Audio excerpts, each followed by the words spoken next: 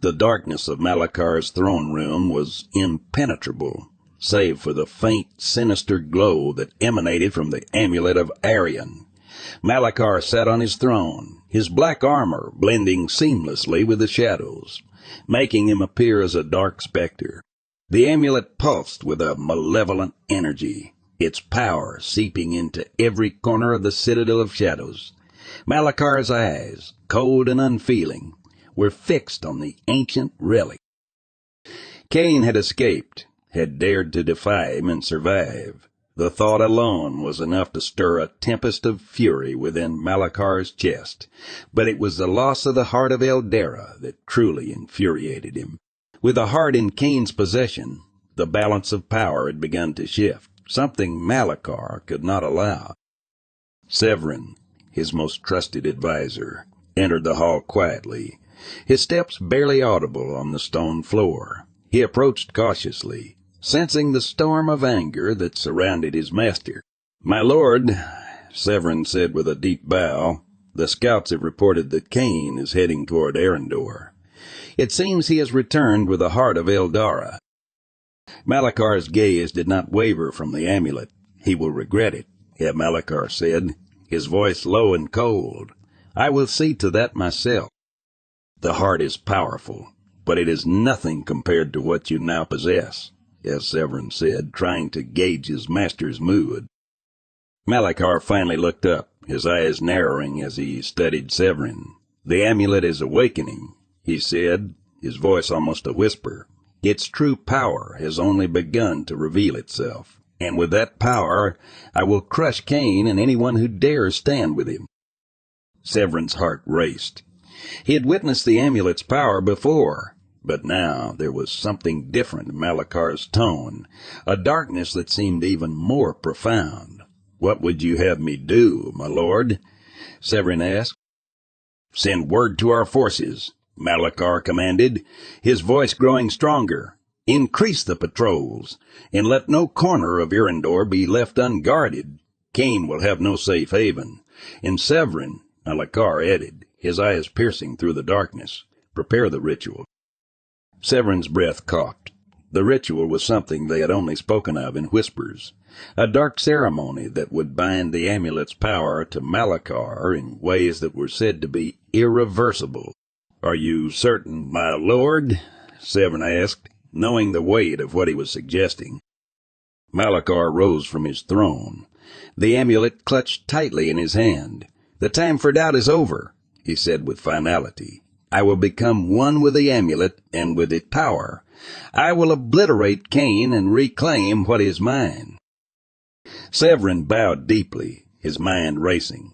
"As you wish, my lord," he said, turning to carry out the orders. But as he left the hall, a seed of doubt had taken root within him, a fear that even he could not shake. Malakar watched him go, then returned his gaze to the amulet. Its power thrummed beneath his fingers, dark and potent. He closed his eyes, allowing the energy to flow through him, to awaken the ancient forces within. The darkness responded, surging through his veins, filling him with a power that was both exhilarating and terrifying. Kane had escaped, but it mattered not. The awakening had begun. Chapter 2. Return to Eryndor. The wind whipped through the trees as Kane emerged from the dense forests that surrounded the Citadel of Shadows. The towering peaks of Eryndor loomed in the distance, their jagged edges cutting into the sky like the teeth of some great beast. Kane's body ached from the journey, the trials he had faced in the sanctuary of Eldara still fresh in his mind. But there was no time for rest. As he descended into the valley, the village of Winthor came into view, a small cluster of homes and fields nestled at the base of the mountains. The sight of it filled Kane with both relief and dread. He had returned to the land of his birth, but the shadow of Malakar still hung over it like a pall. Kane pulled his cloak tighter around him, the cold wind biting at his exposed skin. He knew that the people of Eryndor had suffered greatly under Malakar's rule, and his heart ached for them. But he also knew that his return would bring danger, that Malakar would stop at nothing to find him in the Heart of Eldara. The village was eerily quiet as Kane approached, the usual sounds of daily life absent. The fields lay fallow, the homes shuttered and dark. Kane's senses were on high alert, his hand resting on the hilt of his sword as he moved cautiously through the deserted streets. As he reached the center of the village, Kane spotted a small group of villagers huddled together near the old well. Their faces were gaunt and weary, their eyes filled with a fear that Kane recognized all too well. "Who goes there?" a voice called out, sharp with tension. Kane stepped into the light, lowering his hood to reveal his face. "It's me," he said, his voice steady, "Kane of Arlith." The villagers exchanged uncertain glances, their fear momentarily overshadowed by surprise. A woman stepped forward, her face lined with age and hardship. "Kane," she said, her voice trembling, "you've returned." Kane nodded, his heart heavy as he took in the sight of his people. "I have," he said, "but there's no time for pleasantries. Where is everyone?" The woman's eyes filled with tears as she gestured to the surrounding homes. "They've taken them," she whispered. "Malakar's soldiers came in the night. They took our children, our husbands, anyone who could still fight." Kane's blood ran cold. He had expected Malakar to tighten his grip on Eryndor, but this was worse than he had imagined. "Where did they take them?" he asked, his voice firm. "To the mines," another villager answered, his voice barely a whisper. "They're forcing them to work, to dig deeper into the mountains for whatever it is Malakar seeks." Kane's jaw tightened. He knew what Malakar was after, the dark crystals that fueled the Amulet of Arion. The deeper they dug, the more powerful Malakar would become. "I won't let this continue," Kane said, determination burning in his eyes. "I will free them, and together we will bring an end to Malakar's tyranny." The villagers looked at him with a mix of hope and disbelief. They had suffered for so long, had given up on the idea of freedom, but Kane's presence, the fire in his voice, stirred something within them, a long-buried hope that perhaps they could fight back. A young man, barely more than a boy, stepped forward, his fists clenched at his sides. "I'll fight with you," he said, his voice filled with a resolve that belied his years. "For my father, for my brother." Kane placed a hand on the boy's shoulder, feeling the strength of his conviction. "We will fight together," he said, "but we must be smart. Malakar's forces are strong, and we can't take them directly. We need to gather more allies, to build our strength before we strike." The villagers nodded in agreement, their fears slowly giving way to a renewed sense of purpose. They were not warriors, but they had something far more powerful, hope, and with Kane at their side, they believed that perhaps, for the first time in years, they had a chance. "Gather what supplies you can," Kane instructed, "and prepare to move out. We'll head to the old fortress in the hills. It's defensible, and we can regroup there." As the villagers dispersed to follow his orders, Kane turned his gaze toward the mountains. The path ahead would not be easy, but he knew that the fight was just beginning. Malakar's darkness was spreading, but with the Heart of Eldara in his possession, Kane was determined to bring the light back to Eryndor. He would face Malakar again, and this time he would be ready. Chapter 3. Gathering Allies. The journey to the old fortress was grueling, the path winding through dense forests and rocky terrain. Kane led the way, his mind focused on the task ahead. He knew that they could not defeat Malakar with sheer numbers alone. They needed allies, those who possessed the strength, wisdom, and magic to challenge the Dark Sovereign's forces. As they traveled, Kane thought of those who might still be willing to fight. There was Eldric, the master swordsman who had once trained Kane in the ways of combat. Though Eldric had retired to a secluded life in the mountains, Kane knew that he would not turn away from a call to arms. Then there was Elara, a powerful sorceress who had been a close ally of Kane's father before Malakar's rise to power. She had gone into hiding after the fall of Arlith, but rumors suggested she still resided in the northern forests, guarding ancient secrets that could prove invaluable in the fight against Malakar. And finally, there was the Brotherhood of the Silver Flame, an order of knights sworn to protect Eryndor from dark forces. They had been scattered after Malakar's conquest, but Kane believed that some of their members still remained, waiting for the right moment to strike back. Kane's thoughts were interrupted by the sound of rustling leaves and the snapping of twigs. He raised a hand, signaling the group to halt. The villagers, now numbering around 24, fell silent, their eyes scanning the surrounding trees with nervous anticipation. A figure emerged from the underbrush, moving swiftly and silently toward them. Kane recognized the man instantly. Darius, a ranger who had served as a scout for the Resistance before it had been crushed by Malakar's forces. "Kane," Darius said, his voice low and urgent as he approached. "I've been tracking you for days. Word of your return has spread quickly, and not just among the villagers. Others are beginning to stir, those who have not yet lost hope." Kane nodded, feeling a surge of determination. "We're heading to the old fortress in the hills," he said, "to regroup and plan our next move. But we need more fighters, more allies if we're going to stand a chance against Malakar." Darius's eyes gleamed with a renewed sense of purpose. "There are still those who remember the old ways," he said. "Eldric, Elara, and the Brotherhood, they're out there, waiting for a leader to rally them." "Then we'll find them," Kane said, his voice filled with resolve. "And together we'll put an end to Malakar's reign." With Darius leading the way, the group continued their journey, moving swiftly and quietly through the forest. As they neared the fortress, the air grew colder, the trees thinning out to reveal the craggy hills that surrounded their destination.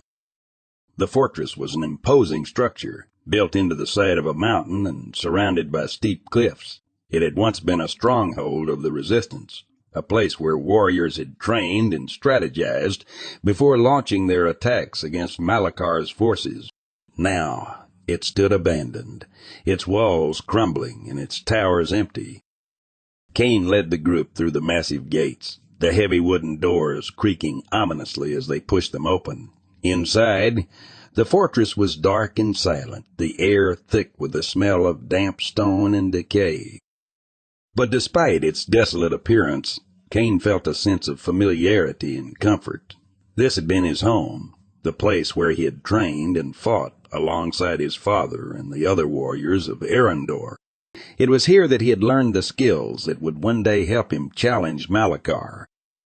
As the villagers began to set up camp within the fortress walls, Kane and Darius made their way to the central keep, where the war room had once been located. The room was filled with old maps, weapons, and armor, relics of a time when the Resistance had been strong and united. Kane spread a map of Eryndor across the table, his eyes scanning the familiar landmarks. "Eldric is here," he said, pointing to a remote mountain range in the east. "He's been living as a hermit, but I know he'll come if I ask." "And Elara?" Darius asked. "She's somewhere in the northern forests," Kane replied, tracing a path with his finger. "I'll need to find her. Her magic could be the key to countering the power of the amulet." Darius nodded, his expression serious. "And the Brotherhood?" "They're scattered, but I've heard rumors of a stronghold in the west," Kane said. "If we can find them, we'll have a fighting chance." Darius studied the map, then looked up at Kane. "It's a risky plan, but it's the best shot we've got.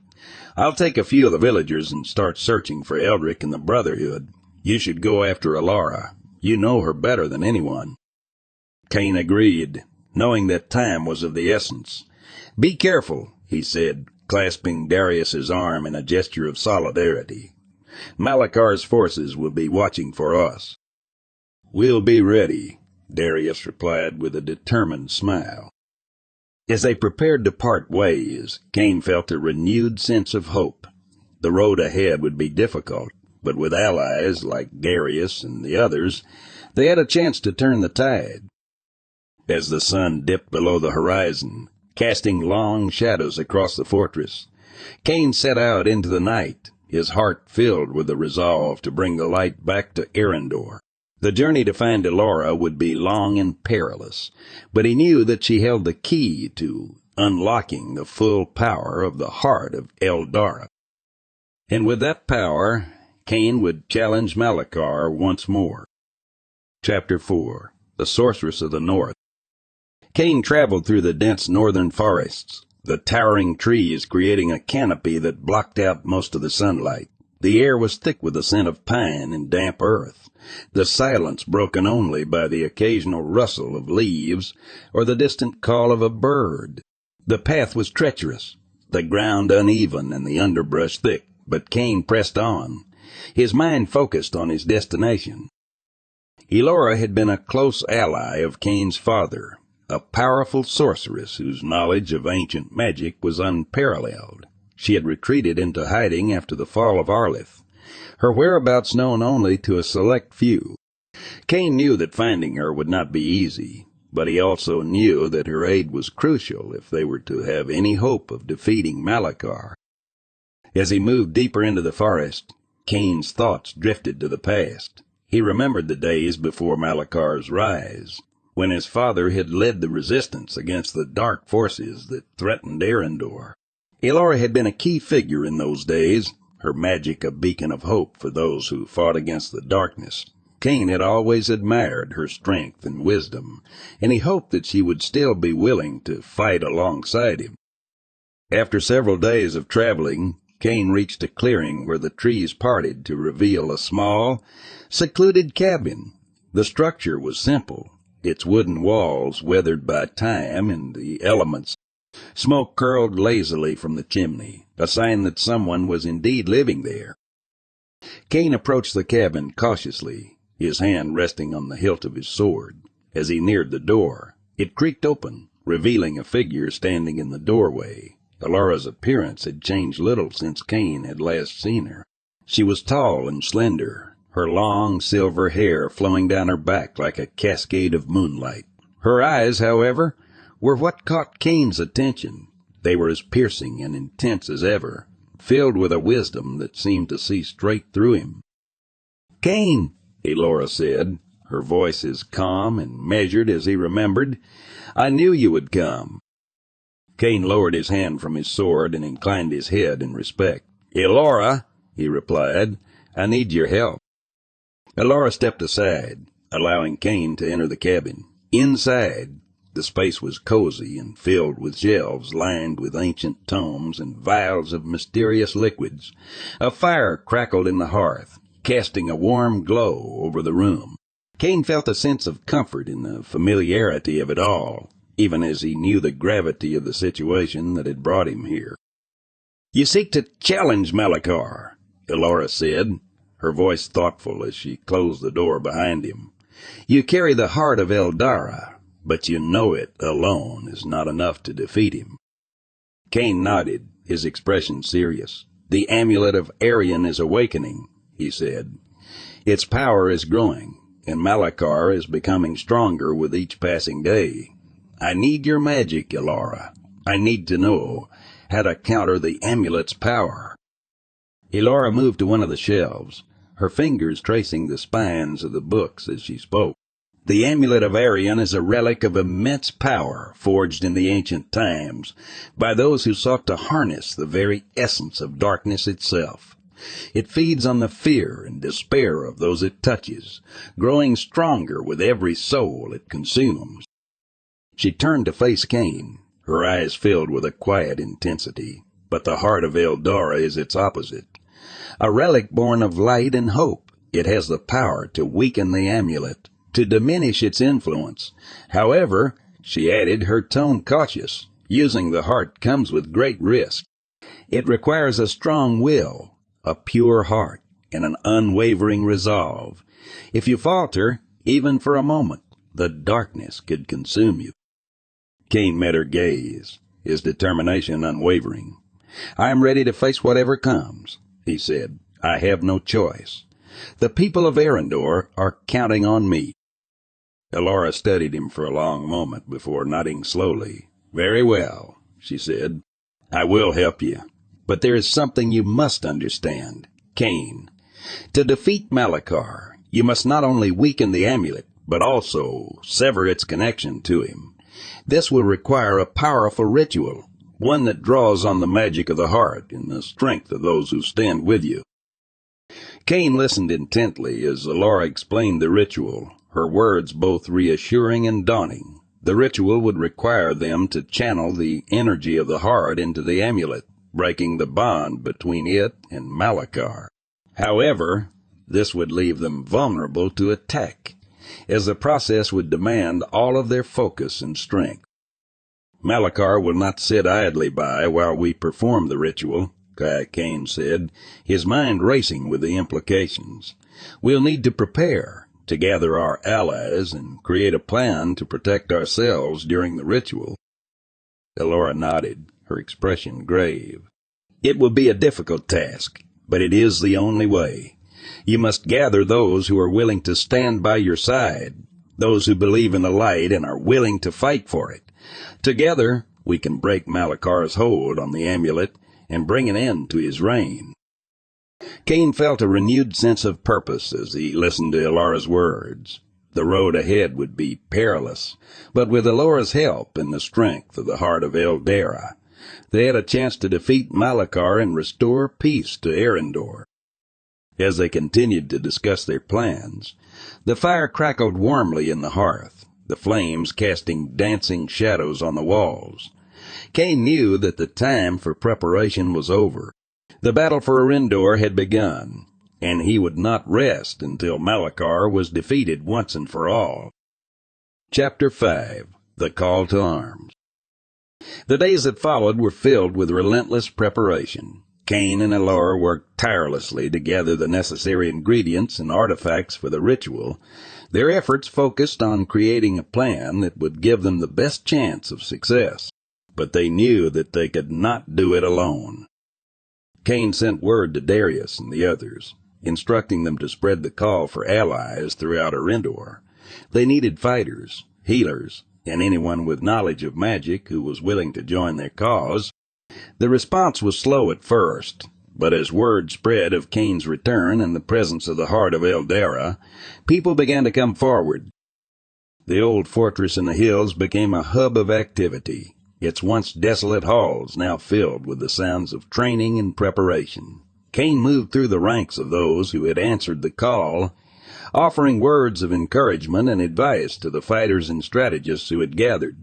Many of them were seasoned warriors, survivors of battles against Malakar's forces, while others were young and untested, driven by a desire to fight for their homeland. Among the new arrivals were several members of the Brotherhood of the Silver Flame, their gleaming armor a testament to their dedication to the cause. They brought with them not only their combat skills, but also their knowledge of ancient rituals and protective wards that could help shield them during the battle. Kane was also pleased to see Eldric among the group. The old swordsman was as gruff and stoic as ever, his eyes sharp and alert despite the years that had passed. "You've grown, Kane," Eldric said with a nod of approval. "Your father would be proud to see the man you've become." Kane smiled, feeling a warmth in his chest at the compliment. "I've had good teachers," he replied, clapping Eldric on the shoulder, "and I'm glad to have you by my side once more." As the days turned into weeks, the fortress began to transform into a stronghold of resistance. The fighters trained tirelessly, honing their skills and preparing for the battle that lay ahead. Elara and the other magic users worked to strengthen the wards around the fortress, ensuring that it would be a place of safety during the ritual. Despite the progress they were making, Kane knew that time was running out. The Amulet of Arion was growing stronger with each passing day, its dark energy spreading like a poison through Eryndor. Malakar's forces were on the move, and it was only a matter of time before they discovered the location of the fortress. One evening, as the sun dipped below the horizon and the sky turned a deep shade of purple, Kane gathered his allies in the war room. The table was covered with maps and plans, the flickering light of the candles casting long shadows across their faces. "We've done all we can to prepare," Kane said, his voice steady as he addressed the group, "but we can't wait any longer. Malakar's forces are closing in, and we must act before they reach us."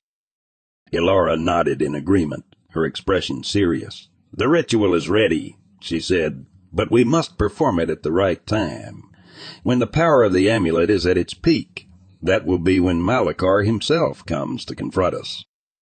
Eldric leaned forward, his eyes fixed on the map.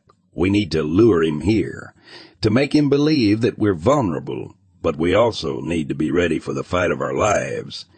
Malakar won't come alone, and his forces will be relentless." Kane listened to their words, his mind racing as he considered their options. "We'll create a diversion," he said finally. "We'll send a small group to draw Malakar's attention, to make him believe that we're divided and disorganized. Meanwhile, the rest of us will prepare for the ritual here, in the heart of the fortress." The others nodded in agreement, their expressions grim but determined. The plan was risky, but it was their best chance to catch Malakar off guard and weaken his hold on the amulet. As the meeting came to an end, Kane felt a sense of anticipation building within him. The pieces were falling into place, and the time for action was drawing near. The battle ahead would be the most difficult he had ever faced, but he knew that with the strength of his allies and the power of the Heart of Eldara, they could succeed. That night, as Kane stood on the battlements of the fortress, looking out over the darkened landscape, he felt a quiet resolve settle over him. The road had been long and filled with hardship, but he was ready to face whatever came next. For Eryndor, for the people he had sworn to protect, and for the memory of his father, Kane would fight until the very end. And with the Heart of Eldara in his possession, he would ensure that the light of hope would never be extinguished. Chapter 6. The Gathering Storm. The following days were a whirlwind of activity, with preparations reaching a fever pitch as the moment of confrontation drew near. Kane spent his time moving between the various groups within the fortress, offering guidance and encouragement where it was needed. The tension in the air was palpable, each person acutely aware of the danger that loomed on the horizon. Elara and the other magic users worked tirelessly, refining the protective wards that would shield the fortress during the ritual. The Brotherhood of the Silver Flame forged new weapons and armor, imbuing them with the light of the Heart of Eldara to better withstand the dark forces they would soon face. In the training grounds, fighters sparred with renewed vigor, pushing themselves to their limits as they prepared for the battle ahead. Kane joined them whenever he could, his presence a source of inspiration for those who looked to him for leadership. He trained with Eldric, the old swordsman's lessons as sharp as ever, each battle reminder of the skill and discipline required to survive the coming conflict. The diversionary force was assembled with care, a mix of seasoned warriors and cunning strategists who would carry out the risky mission to lure Malakar away from the fortress. Among them were Darius and several members of the Brotherhood, their resolve unshaken despite the peril they would face.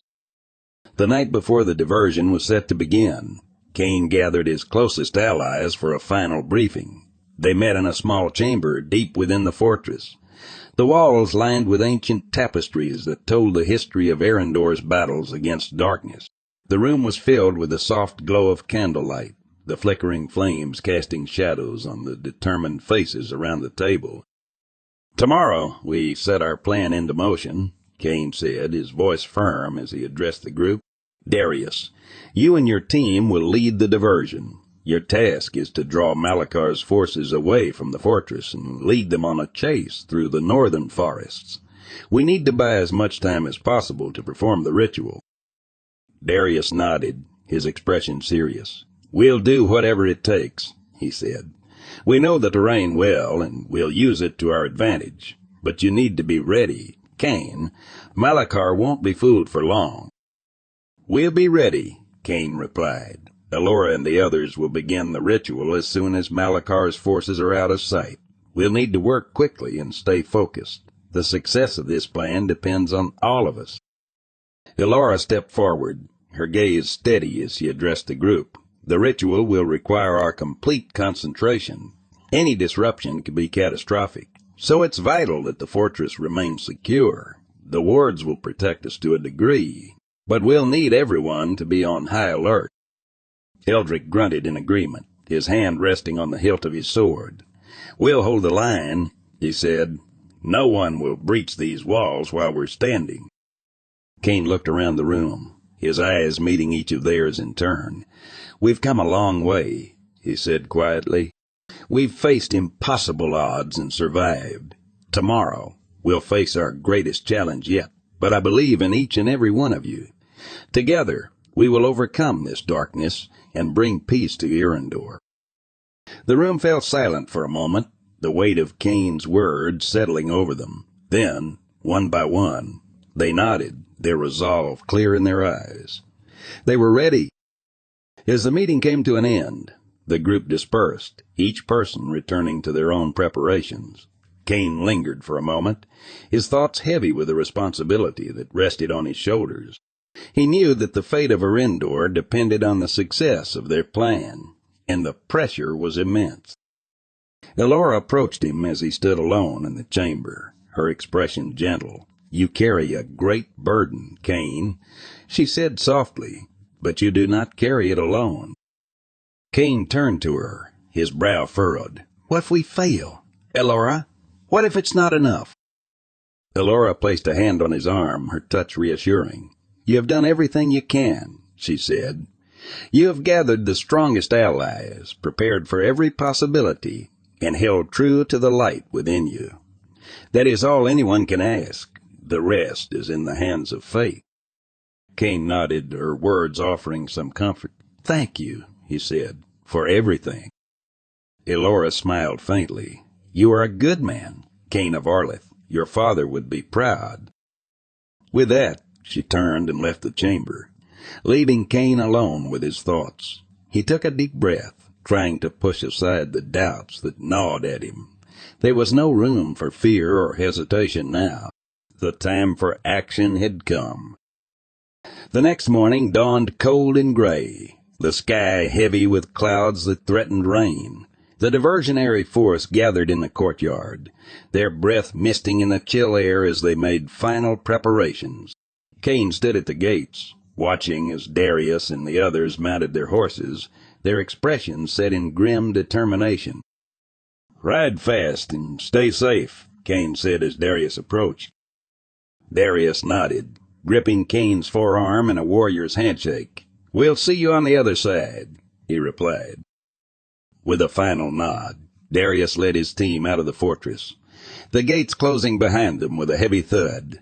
Kane watched them go, his heart heavy with the knowledge of the danger they faced, but he pushed the feeling aside, turning his focus to the task at hand. Inside the fortress, Elara and the other magic users began their preparations for the ritual. The air hummed with energy as they drew upon the power of the Heart of Eldara, channeling its light into the protective wards that surrounded the fortress. Kane moved through the halls, checking on the defenses and offering words of encouragement to those who would be standing guard. The tension was palpable, the atmosphere charged with anticipation. Everyone knew that this day would determine the fate of Eryndor. As the hours passed, word came that Malakar's forces had taken the bait. The diversion had worked, drawing the bulk of the Dark Army away from the fortress and into the forests. But Kane knew that this was only the beginning. Malakar was cunning, and it wouldn't be long before he realized the deception. The sky darkened as afternoon turned to evening, the first drops of rain beginning to fall. Inside the fortress, the ritual was nearly complete, the air thick with the power of the Heart of Eldara. Kane stood with Eldric and the others in the main hall, their weapons at the ready, waiting for the inevitable. And then, as the last light of day faded, the attack came. The sound of shouts and clashing steel echoed through the fortress as Malakar's forces launched their assault. Despite the diversion, a significant number of dark warriors had remained behind, and they were now determined to break through the fortress's defenses. Kane led the charge, his sword flashing as he fought to repel the invaders. The battle was fierce, the dark warriors relentless in their attack, but Kane and his allies fought with everything they had, their determination unyielding. In the center of the fortress, Elara and the other magic users focused on completing the ritual. The Heart of Eldara glowed brightly, its light filling the room as they chanted the ancient incantations. The protective wards around the fortress flared with energy, holding back the dark forces, even as the battle raged on. But Kane knew that time was running out. Malakar himself had yet to appear, and Kane could feel the weight of his presence drawing closer. The final confrontation was imminent, and the outcome of the battle would be decided in the next few moments. As the rain poured down, soaking the fighters to the bone, Kane caught sight of a figure approaching through the storm, clad in dark armor, his eyes glowing with a malevolent light. Malakar had arrived. Kane's heart pounded as he locked eyes with the Dark Sovereign. This was the moment of truth, the showdown that would decide Eryndor's fate. With a war cry, Kane charged, sword raised high, the light of the Heart of Eldara guiding his every strike. The final battle had begun. Chapter 7. The Final Confrontation. Kane's boots splashed through the puddles forming on the slick stone as he charged toward Malakar, the weight of the Heart of Eldara in his hand, a constant reminder of what was at stake. The dark clouds above rumbled ominously, as if the heavens themselves were watching the epic clash unfold. Every step brought him closer to the figure that had haunted his nightmares, the embodiment of the darkness that threatened to consume all of Eryndor. Malakar stood motionless at the far end of the courtyard, his dark armor gleaming under the sparse light of the storm. The sinister energy that surrounded him seemed to pulse in time with the thunder, a dark aura that clung to him like a shadow. His eyes, glowing with a cold, malevolent light, locked onto Kane, and a cruel smile twisted his lips. "So," Malakar's voice echoed through the courtyard, deep and resonant, filled with disdain.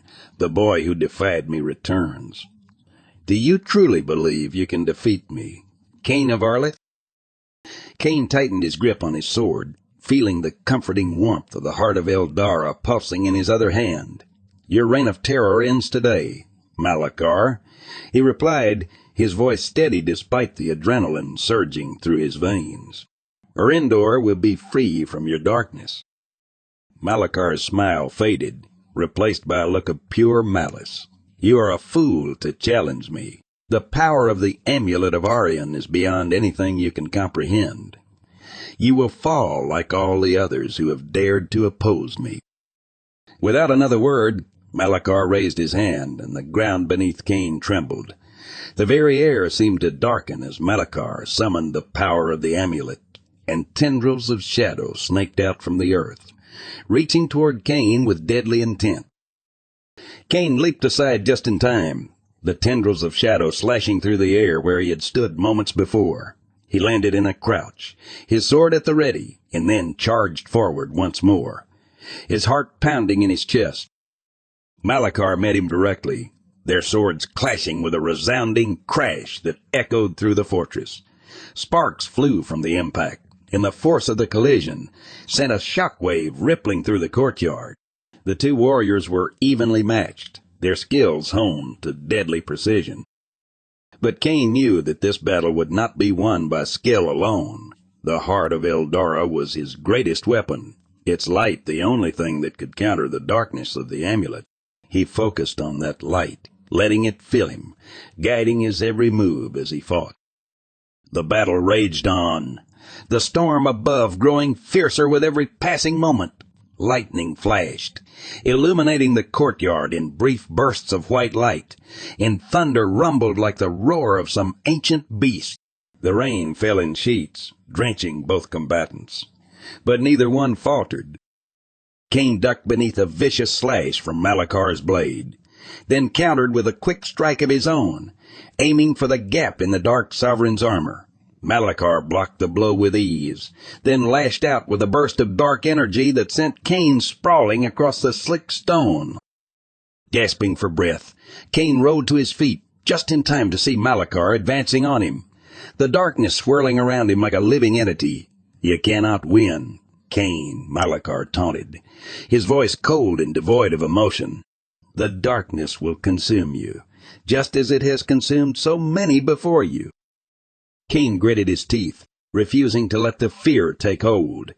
He could feel the heart of Eldara pulsing in his hand, its light growing brighter as he focused on it. The light was his shield, his weapon, and he would not let it falter. With a shout, Kane surged forward, his sword cutting through the air with blinding speed. Malakar raised his blade to block, but Kane's strike was faster, powered by the light of the Heart of Eldara. The blade sliced through the darkness, striking Malakar's armor with a force that sent the Dark Sovereign staggering backward. For the first time, Kane saw a flicker of uncertainty in Malakar's eyes, and he pressed the advantage.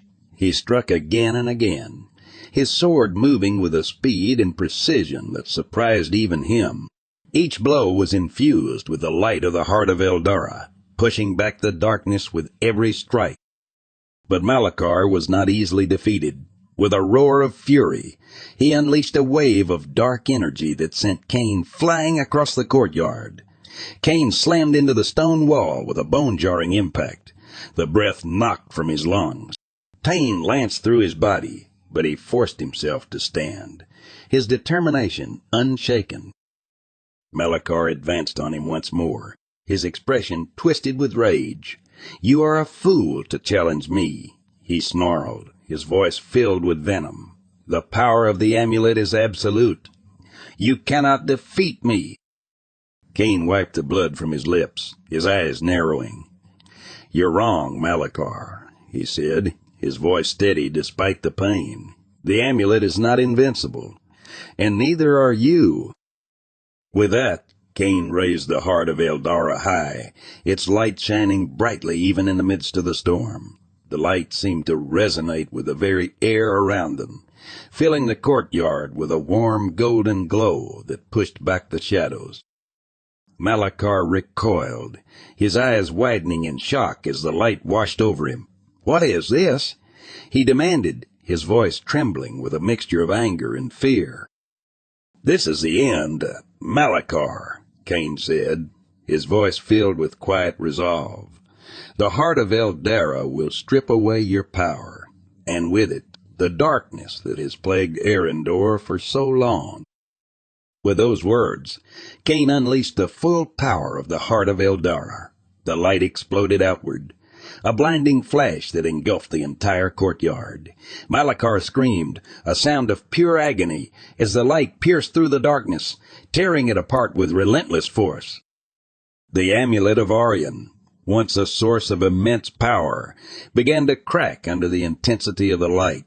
Malakar's eyes widened in horror as he realized what was happening, his hands clawing at the amulet as if to hold it together. But it was too late. The light of the Heart of Eldara had undone the dark magic that bound the amulet, and with a final, shattering burst of energy, the amulet was destroyed. Malakar staggered back, his face a mask of shock and disbelief. The darkness that had once surrounded him was gone, replaced by the soft golden light of the Heart of Eldara. He looked at Kane, his expression one of pure hatred, but there was also something else in his eyes, fear. You cannot," Malakar gasped, his voice weak and trembling.